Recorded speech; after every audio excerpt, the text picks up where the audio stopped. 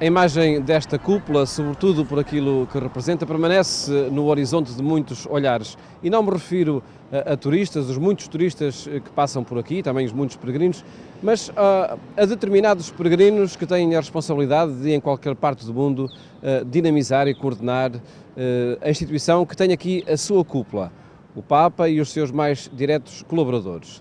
Periodicamente, estes peregrinos, os bispos, vêm aqui a Roma, ao Vaticano, para contar o trabalho que desenvolvem e para levarem ou recordarem orientações que daqui partem para qualquer parte do mundo e que vão representando o que poderíamos chamar de centralidade ou unidade na Igreja Católica. Vamos ver como, ao longo de uma semana, os desafios a esta unidade foram sendo colocados e também a criatividade foi sendo deixada como o horizonte que é necessário concretizar em cada uma das dioceses. É a segunda visita dos bispos de Portugal ao Vaticano neste milénio. Uma tradição com séculos de história que remonta a outro milénio, ao primeiro, e que leva a Roma, em grupo, bispos de todo o mundo. Dom Manuel Martins participa nestas visitas, denominadas ad limina, junto dos túmulos dos apóstolos fundadores da Igreja Católica, Pedro e Paulo, desde os anos 70. Tinha sido nomeado bispo em 1975 pelo Santo Padre Paulo VI, considerado o Papa mais dramático da história, e foi com ele que eu fiz a primeira visita ad limina. Na memória, encontros com rotinas e liturgias que se parecem ao que acontece nos dias de hoje, nomeadamente no contacto com o Papa. Ao formalismo da ocasião, acrescentem-se também semelhanças em temas e mensagens, pelo menos as daquela ocasião pela voz do Papa Paulo VI. Depois destas saudações, o Santo Padre convidou-nos para nos sentarmos, pousou os seus papéis e ao mesmo tempo disse: vamos deixar os papéis e conversar um bocadinho. E só me recordo, e tenho repetido isso muitíssimas vezes porque me impressionou e me impressiona, só me recordo dele nos ter perguntado como é que os bispos viviam em Portugal. Se continuavam a viver nos seus palácios, se conduziam em carros de luxo, se tinham, sei lá, famos, os chofres e essa coisa toda e tal. Portanto, se era um homem assim afastado do mundo a viver num palácio, ou se era um homem que se aproximava das pessoas e vivia com as pessoas. Enfim, nós lá lhe fomos dizendo, procurando não mentir, lá lhe fomos dizendo o que se ia passando e, sobretudo, a tendência que íamos sentindo, não é? E praticando. Desafios hoje repetidos pelo Papa Francisco, com sinais de mudanças no ambiente do Vaticano. É esse o olhar de quem por aqui andou na década de 70 e em todas as que se seguiram até aos dias de hoje. Uma pergunta que me fiz, olhando assim agora todos estes comportamentos de padres, de bispos e não sei o que mais, de arcebispos e não sei se algum cardeal, mas andava tudo à vontade, né? Quase todos andavam à vontade. A gente ou era pela cara, ou pelo cabeção, ou por qualquer coisa assim secundária, que a gente conhecia que se tratava de um padre, ou de um monsenhor, ou de um bispo, ou sei lá de quem e tal, não é? Isso é diferente em relação a algum tempo? É diferente porque tudo andava, não é, de mesmo livre. Vir a Roma, não é, sem vir canonicamente vestido, sem se apresentar assim canonicamente, não é? Hoje é uma à vontade total. Memórias e olhares de quem percorre distâncias entre uma diocese junto ao Atlântico e o Vaticano desde há décadas. Um arco de tempo capaz de identificar mutações em curso.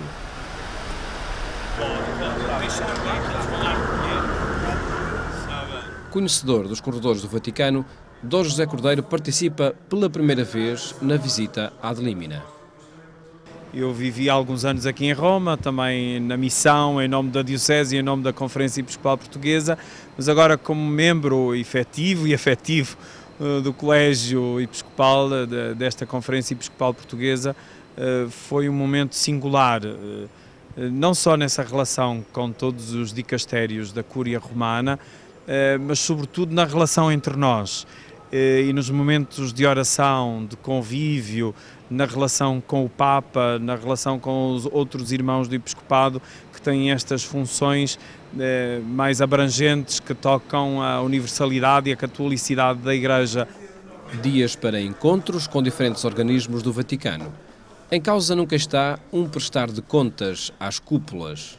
Não é de modo algum prestar contas, nem sequer o dar informação, é o experimentar sensivelmente a comunhão e a unidade para a construção da paz na oração e no anúncio do Evangelho.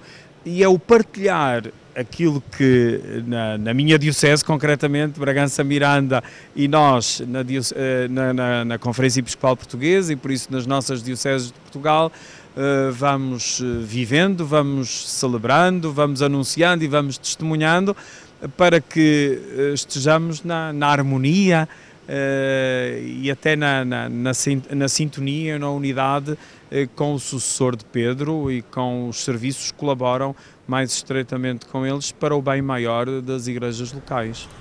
E é a partir do ambiente em torno do Papa que começam transformações marcadas pela proximidade presente em todos os diálogos. Em causa não estão impressões, mas constatações recorrentes nos vários encontros de Francisco, também com os bispos de todo o mundo. O Papa Francisco fez-nos sentir irmãos, fez-nos sentir um com ele, porque não se colocou no cimo, mas colocou-se, se quisermos, até numa cúpula ao contrário, não é? Dizermos somos todos nós, que somos membros efetivos e afetivos do Santo Povo de Deus, como ele costuma usar, para que a nossa missão e a nossa responsabilidade seja para o bem maior do Evangelho. Antes de visitar o Papa e os diferentes setores do Vaticano, cada bispo prepara um relatório sobre os trabalhos em curso na sua diocese e envia para a Santa Sé. O mesmo relatório é preparado pelos organismos da Conferência Episcopal Portuguesa. Documentos que são o ponto de partida para o diálogo com o Papa, que aconteceu em 2 grupos, com os bispos do Norte e os do Sul e Ilhas. E são também o ponto de referência para as reuniões de trabalho nas congregações romanas e conselhos pontifícios. Em causa estão os diferentes ministérios do Vaticano, de onde partem orientações gerais para cada diocese e onde é possível procurar apoio para a dinamização da experiência crente nas diferentes latitudes. Dão-se instruções gerais para a vida da Igreja, pois a vida da Igreja decorre fundamentalmente das igrejas particulares à volta do respectivo bispo, que está em comunhão com o bispo de Roma, com o Papa. Portanto, não é ocasião para dar instruções particulares a nenhuma diocese, nem a nenhum bispo, mas isso faz-se normalmente, no decurso do tempo. É mais para pontualizarmos aquilo que estamos a fazer. O horizonte deste encontro permanece como referência primeira o Papa Francisco. Desta visita ficam mensagens e memórias do que significa o atual sucessor de Pedro para a Igreja Católica e para o mundo. Eu pessoalmente encontrei uma pessoa cansada, mas serena, e fiquei com a nítida impressão de alguém que tem uma plena consciência daquilo que são os grandes problemas mundiais e de alguém que serenamente se assume, ou melhor, não o diz, mas percebe-se que é um homem que sente sobre si o peso do mundo. Vir aqui partilhar com o Santo Padre os problemas da nossa igreja ou das nossas igrejas em Portugal, como quem faz uma revisão de vida. Mesmo esta peregrinação pelas várias congregações e pontifícios conselhos não é propriamente um prestar de contas. O relatório quinquenal que a gente faz faz muito bem, é uma síntese, obriga-nos a tomar consciência do caminho que se fez, do caminho que falta percorrer, e isso é bom, é tido em consideração nas várias congregações, vê-se que eles têm presente o aspecto que diz respeito a cada congregação, a cada conselho pontifício, também. O encontro do Papa foi um momento abençoado de diálogo. É a terceira vez que eu me encontro com o Papa Francisco, mas hoje, nesta visita ad limina, o encontro foi um diálogo mais prolongado. Teve também esta novidade de ser um encontro com os vários bispos da província eclesiástica de Braga em conjunto, em que nós pudemos partilhar todos as nossas questões, os nossos pedidos, a nossa partilha e ouvir o Papa de uma forma de diálogo tão próximo e tão fraterno que nos impressionou e contagiou a todos. O Papa Francisco, esta tónica que ele põe sempre na misericórdia, nesta atitude de ir à procura do outro, por mais perto ou por mais longe que ande, enfim, de perceber que nem todas as situações estão de acordo com aquilo que é a proposta evangélica, mas nós temos de estar de acordo com aquilo que é o fundamento do Evangelho, que é o amor por todos e por cada um, né? Esta atitude que ele chama, e bem, misericórdia, não é? Que ter um coração que se faz pequeno com os pequenos e com a pequenez da vida de tanta gente. Isto, com certeza, que é muito estimulante, é muito evangélico, mas para nós e para todos. Portanto, nem se trata de pontualizar. Nós, como se diz corretamente, nós estamos todos nesta onda. In prossimità del Giubileo della Misericordia, rivolgo un appello alle parrocchie, alle comunità religiose, ai monasteri e ai santuari di tutta Europa ad esprimere la concretezza del Vangelo e accogliere una famiglia di profughi.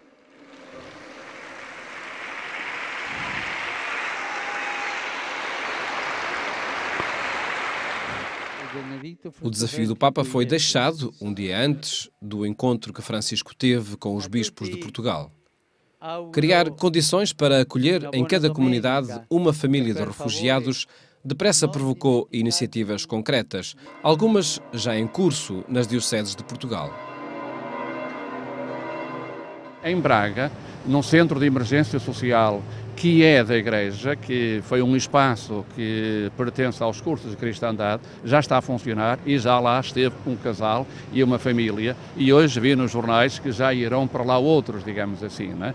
Isto poderá acontecer nas residências paroquiais, que temos algumas, isto poderá acontecer junto das próprias famílias, alertando para essa mesma realidade, isto acontecerá envolvendo os empresários para que o trabalho também aconteça. Interessa que a Igreja se abra à recepção de pessoas e, naturalmente, que, certamente haverá consequências, porque cada pessoa tem modos de pensar, modos de viver, a fé, etc. Mas importa, naturalmente, receber as pessoas que estão em circunstâncias difíceis e, portanto, não vamos fechar as portas por suposta religião que possa criar dificuldades à Igreja. Portanto, vamos receber pessoas. O tema marcou a visita ad limina e ganhou nova relevância com as propostas que Francisco repetiu aos bispos de Portugal, explicando como proceder para acolher quem foge da guerra e da perseguição e procura portos de abrigo na Europa.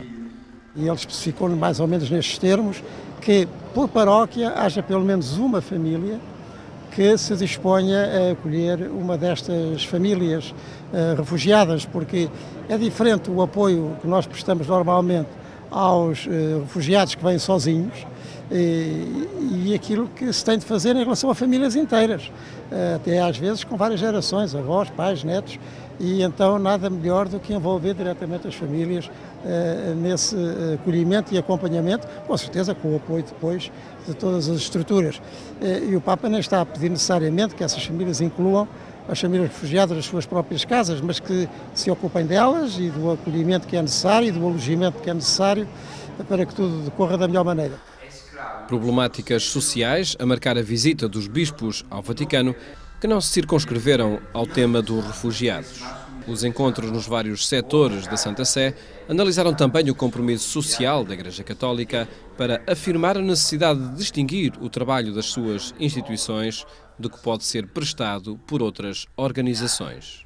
Não poderemos contentar-nos pura e simplesmente por ser uma simples ONG, isto é, uma associação que exerce qualquer coisa em favor dos mais necessitados, mas que a nossa ação social, inclusive, deve distinguir-se da doutrina social da Igreja. A doutrina social da Igreja é o suporte, não é? Porque a nossa ação social deve ser a expressão de um amor de Deus e fazermos isto com toda a clareza, com toda a gratuidade e, como o Papa também nos lembrou, sem um mínimo espírito de proselitismo. A marcar o trabalho social desenvolvido por instituições ligadas à Igreja Católica tem de estar a identidade cristã. Não basta a excelência profissional. As nossas instituições, todas elas, a começar por centros sociais paroquiais, não poderão deixar-se confundir nas exigências meramente profissionais, não é? Mas terão que ir um pouco mais além para ter uma expressão visível da caridade. Eu creio que esta chamar de atenção é pedir um espírito àquilo que nós já realizamos. Um entre muitos temas que marcaram diálogos e encontros, tanto nos momentos formais como nos informais. Todos estão relacionados com a presença da Igreja Católica em Portugal nos diferentes ambientes. Educação, comunicação social e liderança nas comunidades são alguns exemplos. Há uma nova forma de liderar que tem de ser nesta perspectiva da sinodalidade e que inclui pois, o ouvir e os conselhos pastorais, tudo aquilo que são os meios de corresponsabilidade e de participação que a Igreja nos propõe e que nos incentiva a ter em conta. Caso contrário, apesar de a teologia e de a doutrina se ter desenvolvido e ter dado passos, nós corremos alguns riscos de haver este desequilíbrio entre a doutrina e aquilo que é a nossa prática e a nossa vida cotidiana. E, portanto, tanto nós os bispos, como os sacerdotes, como todos os membros da Igreja, os leigos, com certeza, temos de ter esta perspectiva de que somos povo de Deus e de que cada um tem a sua parte, tem a sua missão, tem a sua vocação e é na colaboração, mas sem nenhum de nós se fazer o centro, seja do que for. O desafio das redes não simplesmente à sua existência, mas à dimensão pastoral, com as possibilidades, as enormes possibilidades pastorais que estas novas realidades têm, uma vez que elas são habitadas por toda a gente e como acabamos de ver pela estatística que o Monsenhor recordou, com uma particularíssima incidência em todo o mundo da juventude, que de alguma maneira vem de encontro àquilo que o Santo Padre nos recordou na sua mensagem, de que temos que estar muito mais atentos à juventude, que ou não aparece ou aparece e desaparece quando menos se esperava. Temos, de facto, de fazer da catequese um dos momentos privilegiados da nova evangelização. Uma catequese que há de deixar de ser cada vez mais um pressuposto de que já há uma iniciação, mas tem de ser ela uma iniciação à fé. Por outro lado, não pode ser uma catequese fundada em conhecimentos teóricos, mas tem de ser um testemunho, uma inserção gradual neste estilo de vida de Jesus Cristo vivido em Igreja. Em 2007, na anterior visita dos bispos de Portugal ao Vaticano, o tema da educação cristã foi central. O mesmo aconteceu agora, com incidência particular na necessidade de ultrapassar modelos teóricos de transmissão da fé. Um desafio que foi lançado há 50 anos pelo Concílio Vaticano II e espera concretização plena. Já há muito tempo em Portugal procuramos passar do modelo de escola ao modelo de iniciação ao mistério da fé, mas de facto ainda temos muitos sintomas de que a catequese é entendida apenas como uma aprendizagem da doutrina, e disso a nossa preocupação, que a catequese conduz ao encontro com o mistério de Deus, à união com Jesus Cristo, à dimensão espiritual da fé e não apenas à dimensão cognitiva. Nesta transformação pode estar o estancar da debandada da juventude. A expressão foi utilizada pelo Papa no discurso que dirigiu ao episcopado português e inscreve-se nessa nova metodologia de fazer catequese. Porquê é que debandam? Porque lhes falta uma experiência interior falta-lhes de facto uma convicção, o gosto de viver a fé. E isso vem do encontro com o mistério de Deus, não vem só do conhecer este ou aquele aspecto. Não é por falta de orientações que as coisas não acontecem, é porque é difícil implementar no terreno essas exigências e esses desafios que nos são postos. Mas é sempre um desafio, é igual podermos desistir de o fazer e de implementar no terreno, sempre com as dificuldades que isso, dentro desta cultura em que vivemos, nos exige.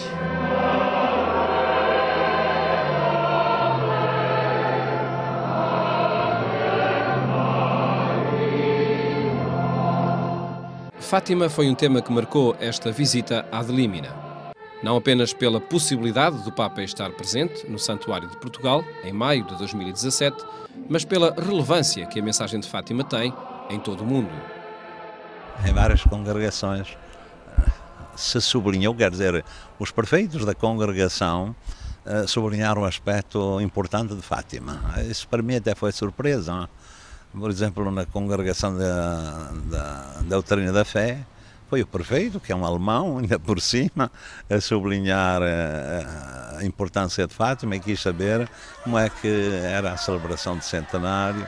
Eu antes estive a dizer, enfim, que não queríamos reduzir a eventos, mas a todo um programa pastoral de evangelização que foi feito ao longo de 7 anos, a educação católica também, para fazer, em colaboração com a Universidade Católica, um centro de Mariologia, digamos assim, de estudos mariológicos e de estudar a piedade mariana do nosso povo, e depois da evangelização também, no Pontifício Conselho para a Evangelização, ele tocou de facto também este aspecto do Fátima como um santuário, centro de irradiação do Evangelho para todo o mundo.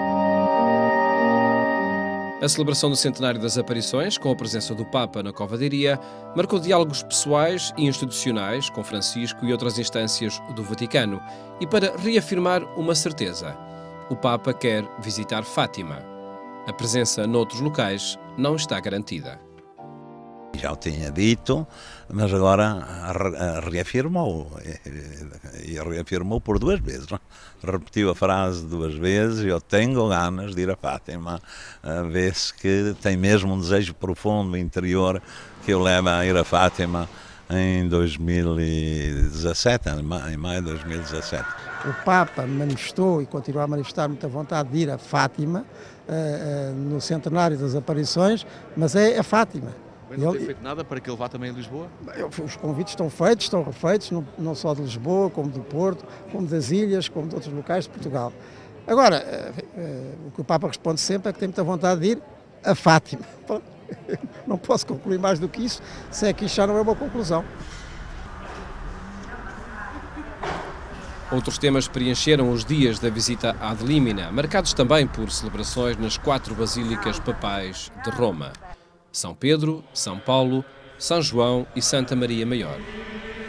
4 templos onde aconteceram 4 celebrações para reafirmar sintonias com os fundadores da Igreja Católica, os que a dinamizam nos dias de hoje e a protegem em todos os tempos.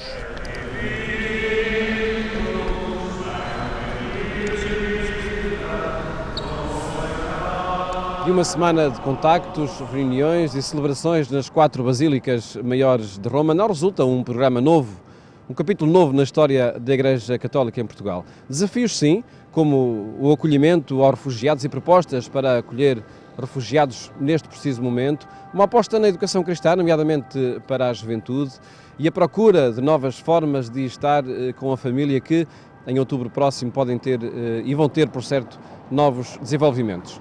Mas sem dúvida que o desafio maior, esse está no Papa Francisco, nos contactos que os bispos de Portugal tiveram com o Papa Francisco, que inaugurou um estilo novo, uma nova linguagem e sobretudo uma nova forma de estar em proximidade. Um estilo que vai contagiando progressivamente comunidades e líderes da Igreja Católica. João Pedro Gralha e Paulo Rocha, no Vaticano, o programa 70x7.